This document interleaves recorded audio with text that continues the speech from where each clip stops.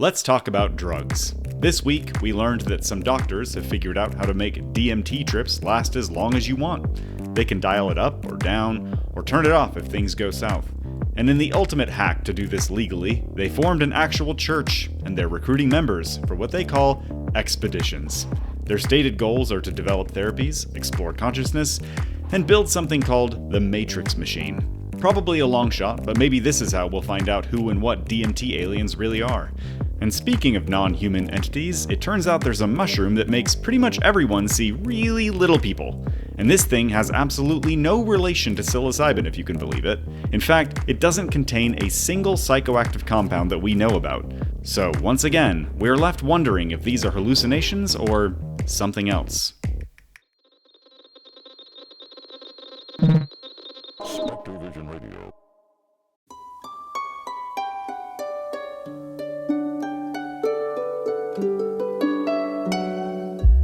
Welcome to Gods, Ghosts, and UFOs, the biggest podcast in the universe, where we talk about all the things they said weren't real.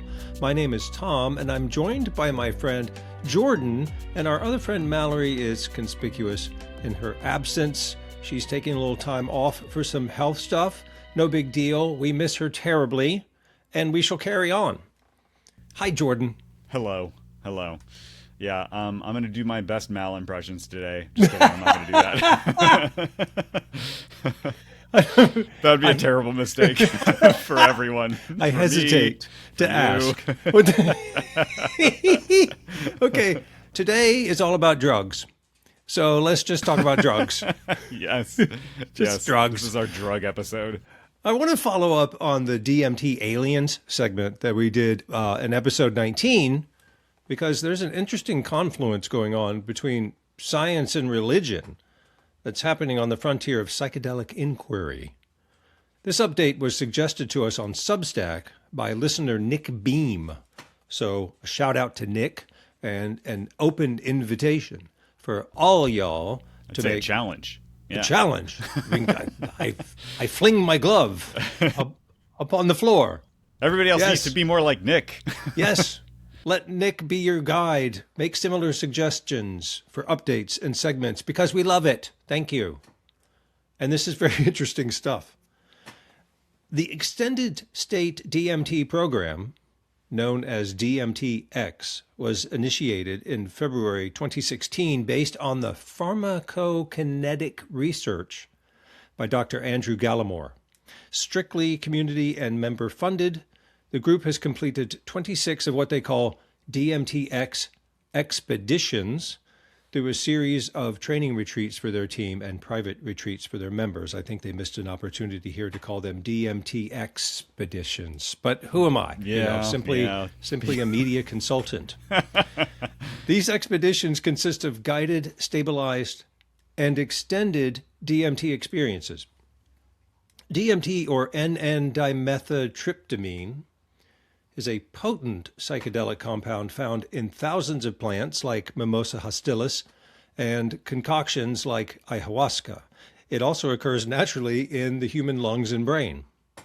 According to the DMT-X website, quote, when a small dose is smoked or injected, DMT elicits a more real than real otherworldly experience, leaving the journeyer with a profound sense of awe and wonder. Many people report significant encounters with hyper-realistic entities and beings that seem alive, aware, intelligent, and infinitely complex. And typically, these experiences, unlike those elicited by other psychedelics like psilocybin and lysergic acid diamethylide, I may have not pronounced that correctly, acid, are comparatively short, lasting only 5 to 7 minutes. I think you pronounced acid correctly. Yeah, I got acid right. So usually DMT trips are less than 10 minutes long. However, Dr. Gallimore and a colleague, Dr. Strassman, developed a model to extend the experience by stabilizing DMT levels in the blood. Now, again, according to the DMT website, the acceleration of the entry, the intensity of the peak, and the duration of the DMT experience can literally be programmed or dialed in, even adjusted during the experience for different therapeutic advanced problem solving, and consciousness explorations experiences. It can be quickly turned off if any safety concerns become apparent. Therefore, it is unlike any psychedelic experience previously possible. Which just is a whole world of suggested possibilities, but I'm not done. We'll get, we'll get to that. But these people are psychonauts. And it gets more interesting. In what appears to be a move that is both spiritually authentic and legally expeditious, the group has formed the International DMT Church, which they describe as, quote, a multicultural, multi-faith community where all are welcome.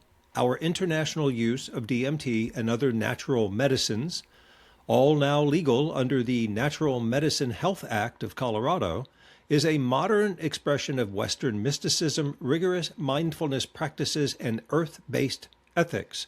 While we are explicitly committed to honoring the sacred lineages of psychedelic medicines in our work, we also look towards the future and our shared responsibility to actively engage in these times of global transition.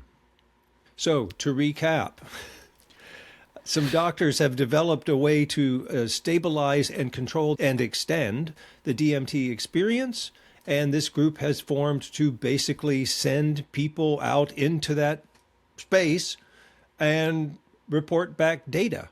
They are training facilitators as well as gaining new members, and they say the more members we have, the more expeditions we can go on. Now, as we already know, the reports of DMT experiences are sort of astonishingly consistent in terms of what the experiencer sees and feels. And so I don't even know where to begin, Jordan. Take over. What do you think about DMTX? I only have questions. Yeah, I wish I had answers. We need to get somebody on. I have. I immediately would like to join the Church of DMT. The International DMT Church. The International DMT Church. I don't feel like it would be terribly at odds with my current church membership. I don't mind being a member of more than one church, especially if one is promising extended DMT trips to explore the vast nature of consciousness. So did you, in your reading or research, have you run across anything that they've found? Not that I saw on their website, although it's worth going back and going a little deeper. And I did see something where they were like, well, some things are private, or, not everything can be made public. So I don't know exactly if part of their remit is to sort of collate data in the way that maybe you and I would want them to, although I don't see why they wouldn't, since they're going to all this trouble, and they've already used pretty nuanced and complex scientific rigor to get people to the point where they can, have these experiences and dial them up and dial them out and turn it off. It's astonishing to me. It's like, it's incredible. Yeah, I know no other. I've sort of taken it for granted that any kind of psychedelic trip is almost by definition outside of your control, right? It takes you on the trip, basically. And then you wake up at some point, you come out of it, hopefully, because sometimes people don't. Sometimes people get lost in sort of like a psychedelic-induced psychosis. I think we know that people who have a predilection for, certain mental illnesses that can be schizophrenia, either triggered bipolar disorder. Yeah. So it's not a walk in the park. No, not at all. From what I understand, DMT is maybe safer. I don't know. I don't know the data on it, whether there's a higher or lower instance of potential here's what they're psychosis saying. as a They're result of saying DMT that trips, okay, one, this isn't like some 21-year-old getting out of their head on a weekend and like gobbling up a bunch of mushrooms. Like, I don't know that we could necessarily term these expeditions clinical. However, there are people there. It's guided, it's controlled. If there are safety concerns, they turn it off, right? Or they can dial down the amount. So it seems like safety is a concern and a priority for them.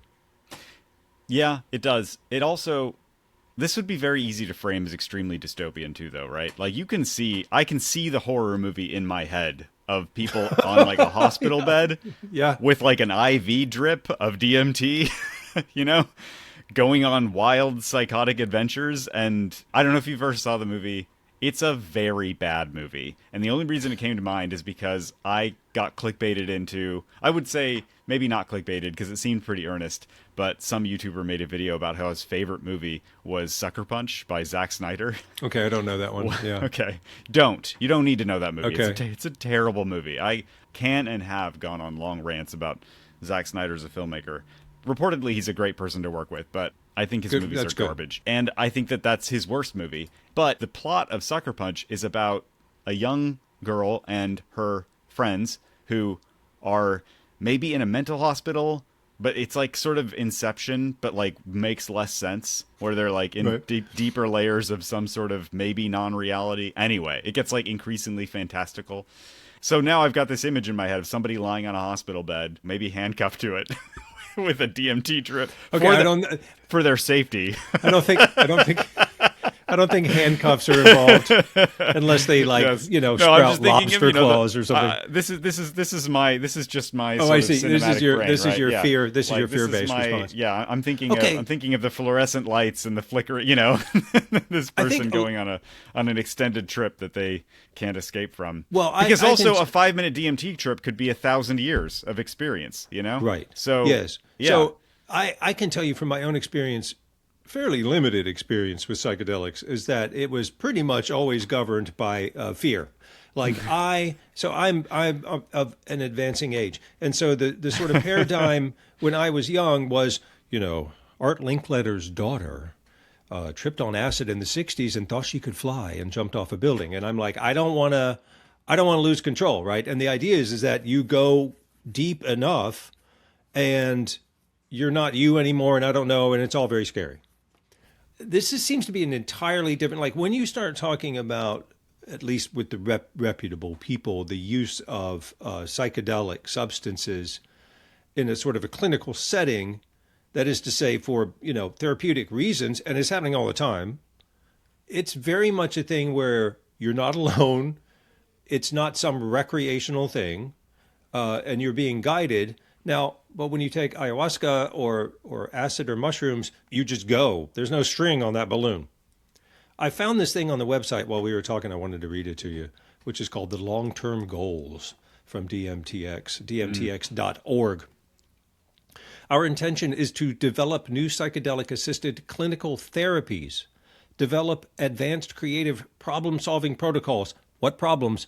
I don't know. Super interesting. Explore consciousness and the psyche, to try to define the, quote, realness of the experience, and to potentially develop a medical device called the Matrix Machine, a term invented by Dr. Gallimore, that can be used to safely and effectively administer DMTX experiences by a trained DMTX technician.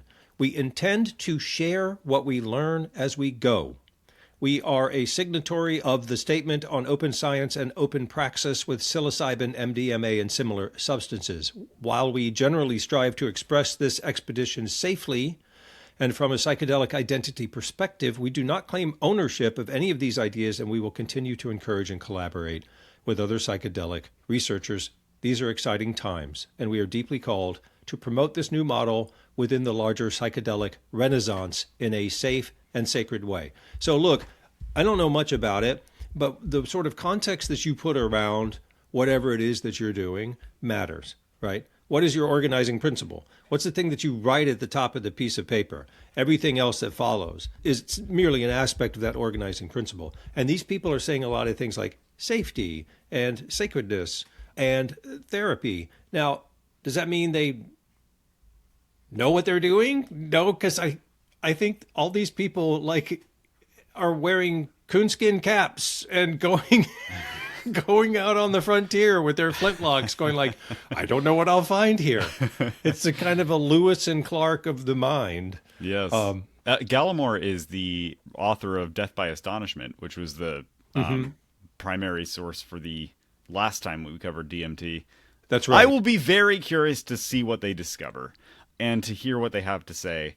I still feel very conflicted about this whole topic because it seems like there's something going on that we don't understand. That seems clear, right? There's something going on here that we don't understand, because it's like, In what sense? What is the interaction between our consciousness and the chemical compound, our our sort of internal experience versus external perceptions? Like, what are we or are we not connecting to that is outside of ourselves or outside of our shared collective consciousness, if anything? So there's this whole host of questions, none of which do we have answers to.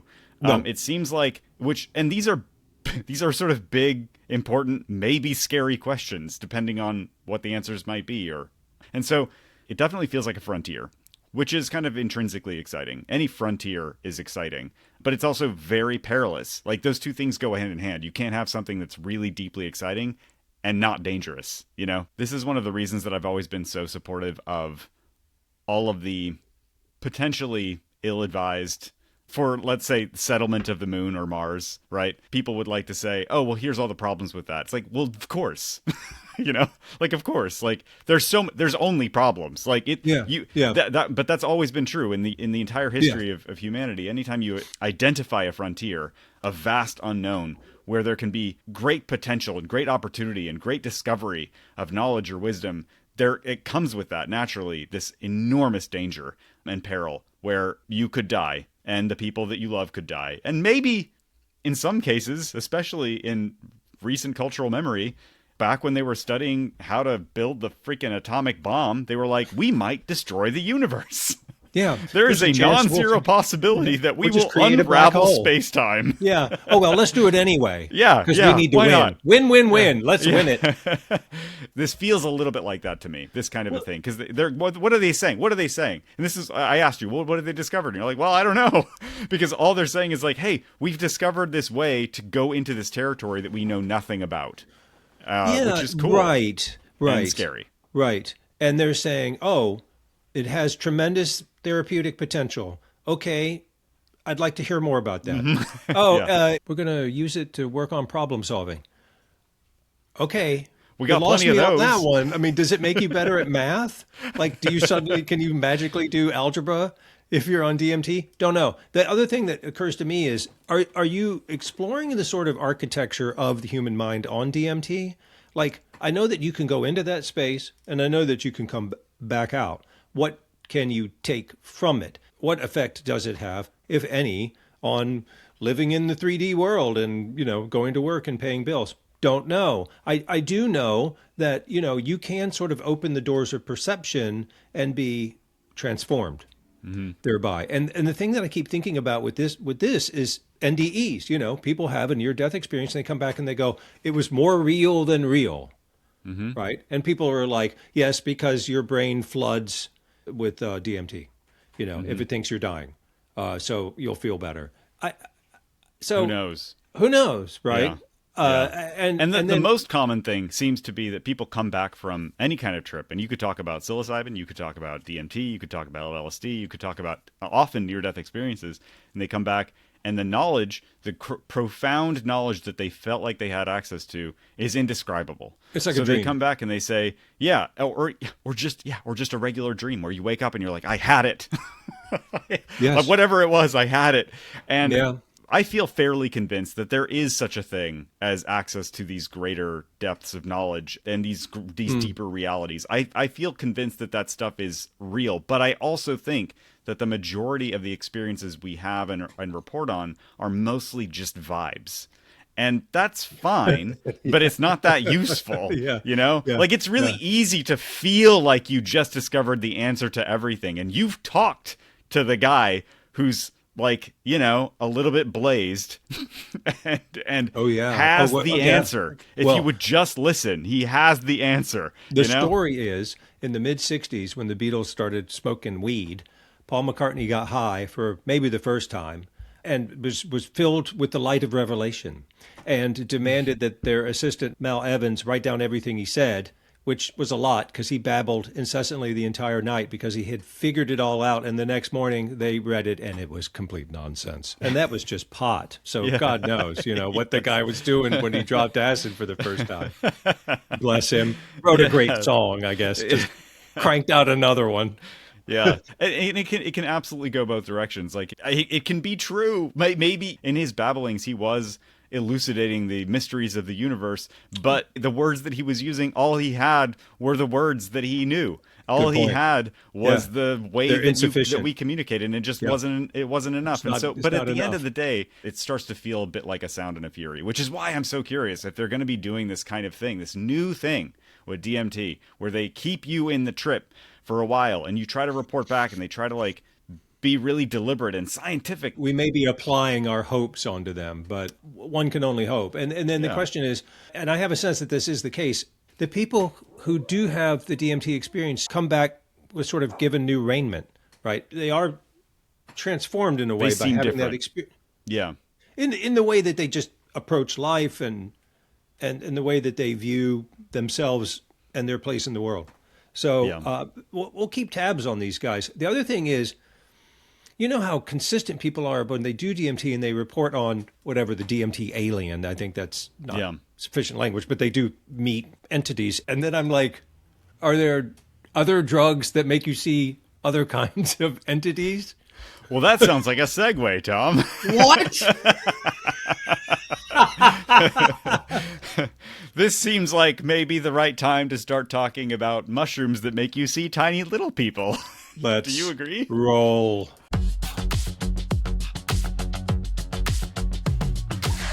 I have to say first that I do not like mushrooms. It's not like a flavor thing. I just don't No, like the they- texture. Wait, you mean like the kind you saute for steak or the kind that makes you trip balls? Just in general, in the process of eating mushrooms, have never had a pleasurable experience. Okay. They feel like sort of fleshy rubber in my Oh, mouth. and they taste literally not- like poop. Do not love that. Blech. Anyway, but I love everything else about mushrooms. I love them. They are so weird and so cool and so mysterious. It honestly does not surprise me at all that there are people who make a whole career out of studying them. Anyway, all this is to say that I was delighted. Wait, again, are we talking about all mushrooms? Because not all mushrooms taste like poo. I'm true. sorry, I was talking about psilocybin. I'm actually quite fond of shiitake. I don't like and so porcini. there are mushrooms that I enjoy the flavor of, but I do not enjoy any texture. But what we're talking about today is all mushrooms. Well, what I'm talking about in my love for mushrooms is all mushrooms in the sense of what mushrooms are. Like I said, it doesn't surprise me that there are people who study them as their career, as their life choice, that mycology is their thing. Yeah. I actually know a mushroom farmer who has confided that they communicate with him Oh, okay. You know what? about what they need. They're so strange that I believe it. So I was delighted but not surprised to learn about a mushroom called Lanmaoa asiatica, which literally means it was named after a Chinese guy named Lan Mao in China, which Cool. is, as we know, part of China, botanically referred to as Asiatica. Okay, Leave it to Latin to make mundane words sound way fancier. I know, right? I know. I digress. This mushroom was discovered by Mr. Lan Mao in China, has the unique property of causing hallucinations of many tiny people. This story, by the way, comes from Colin Domnauer, a PhD student in the College of Biological Sciences at the University of Utah, working at the Natural History Museum of Utah, and is the type of guy who devotes his life to mycology. And in the article he wrote, he explains that this mushroom is very well known to people in Yunnan, China, a place where you can find, quote, 40% of the world's wild edible fungi. Wow. I'll just read this next part verbatim because it's great.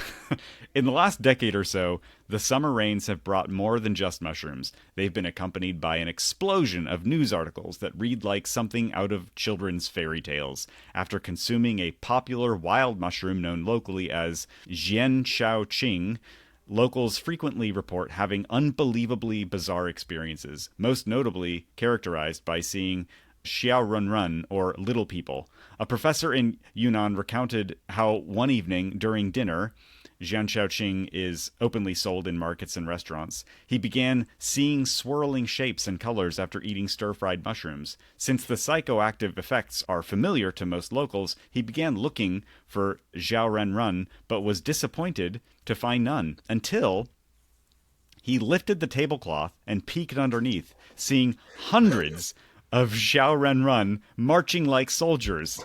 Even more curious, he said, when I lifted the tablecloth higher, their heads came off and stuck to the bottom of the cloth, and the bodies kept marching in place. I did this many times at 2-minute intervals, and each time they were there, marching and grinning. I measured them. They were 2 centimeters high. According to records at Yunnan Hospital, 96%, I'm going to repeat that, 96% of patients affected by this mushroom report seeing an abundance of little people, or elves, often dancing, jumping, or marching around their real-world environment. The clinical term for this is Lilliputian hallucinations, named after the tiny people in Gulliver's Travels. Yes. Yes. And it's not just in China, and not just in the last decade. From Papua New Guinea in the early 20th century, where people described seeing, quote, tiny people with mushrooms around their faces, to the remote northern Cordillera in the Philippines, where indigenous communities collect a mushroom called, I'm going to mispronounce these badly, sedasdem, that occasionally causes visions of little beings they call ancicit. I don't know. And then there's prominent Taoist text from the 3rd century that refers to a, quote, flesh spirit mushroom, which, if consumed raw, lets you, quote, see a little person and, quote, attain transcendence immediately. So, somehow, this one species of mushroom reliably produces this exact effect across multiple cultures, spanning thousands of miles and potentially thousands of years. What's truly baffling is that scientifically, mycologically, Lanmaua asiatica has nothing to do with psilocybin. In fact, it's not related to any other known hallucinogenic mushroom. It's actually closer to porcini, served at literally any Italian restaurants, than it is to psilocybin mushrooms.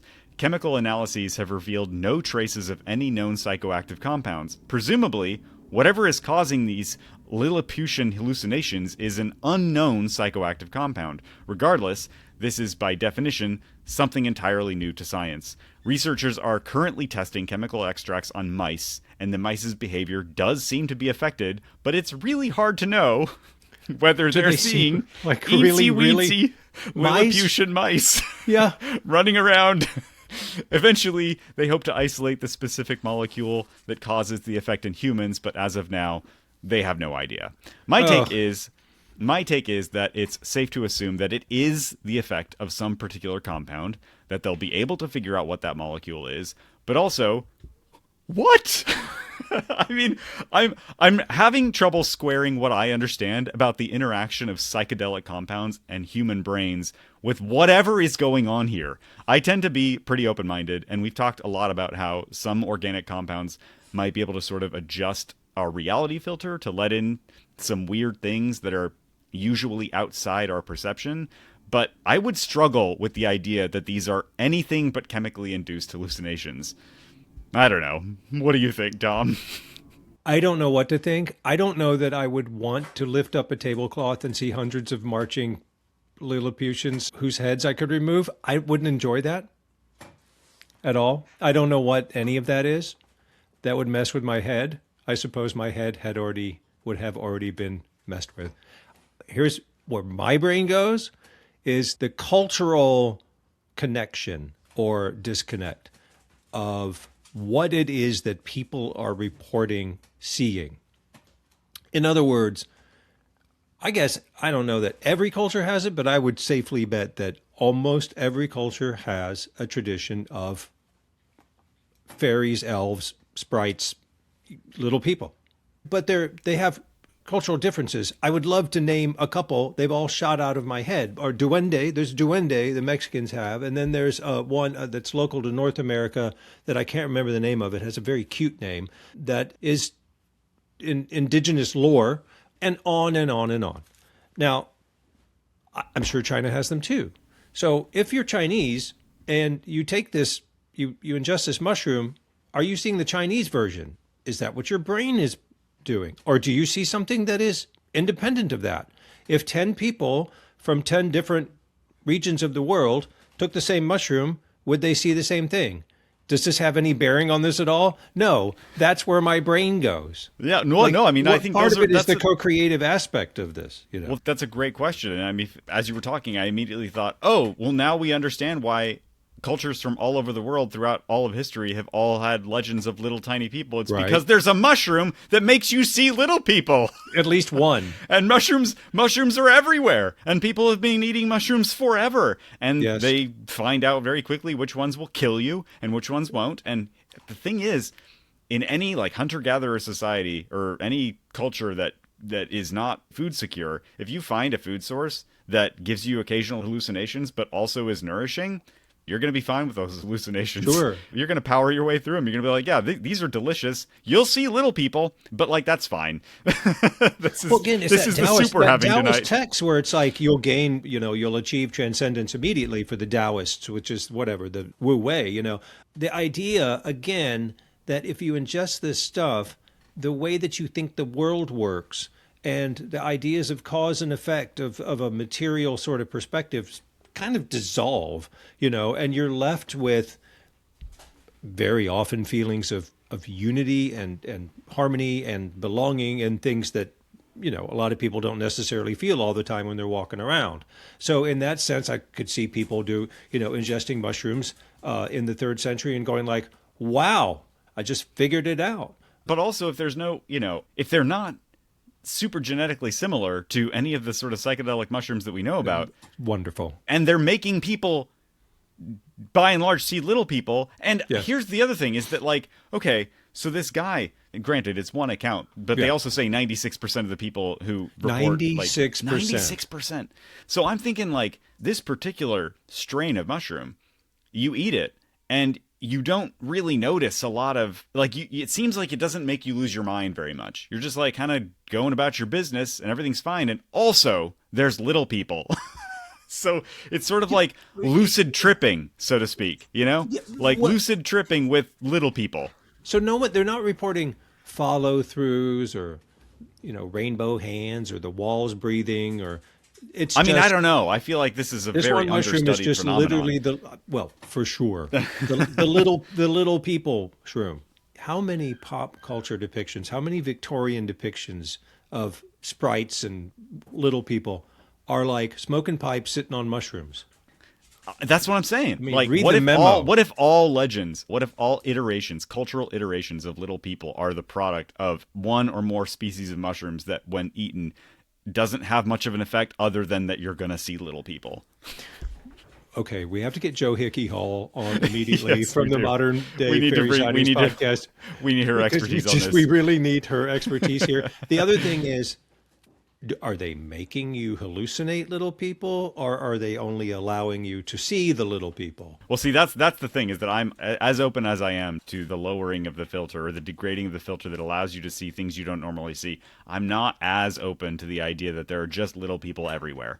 I mean, maybe that frankly is a world I'm okay with living in. Like, that's amazing. That's like, it could be worse. That's so enchanted that I can't even describe it. But also, I don't squirming Lovecraftian horrors. It's wondrous and enchanted and horrific. Absolutely eats your horrific. Face. Nobody wants that. Oh man. So anyway, to all the little people out there. Well, we need to. I'm not talking about little people as the short people. I'm not talking about short people. I'm talking about like people smaller than my hand. Yeah, y'all check in. Yeah, y'all come through. Let us know if you're listening, please. If you have any answers to this mystery, we'd love to hear from you. If you have a keyboard that your hands fit, I don't know. We need to alert DMTX immediately and have them put this on their list. Yes, please. Because Can you mix them? I wonder. Have a new destination. Can you take the little people mushrooms and then also be on an extended DMT trip and see if you can establish a? So you can do like a artisanal, like a bespoke, maybe some diplomatic inroads with freakout with the ever-present colonies of little people. I love the guys like, I did this every 2 minutes because I'm a scientist. I looked at my watch while I was still there. Yeah. Oh wow! Look at that. There's some consistency in the data. Woo! Couple of quick reminders before you go. First off, if you haven't left a rating on your platform of choice, please do that. One of the first things people look at when they're judging a show by its cover is the number of ratings it has. So if you dig what we're doing, show it with stars. Unfortunately, there's no epilogue this week. Blame the holidays. But also, most of you haven't even heard any of them yet, so now's your chance to catch up. Go to godsghostsufos.com or find the link in the description. See you next week, friends.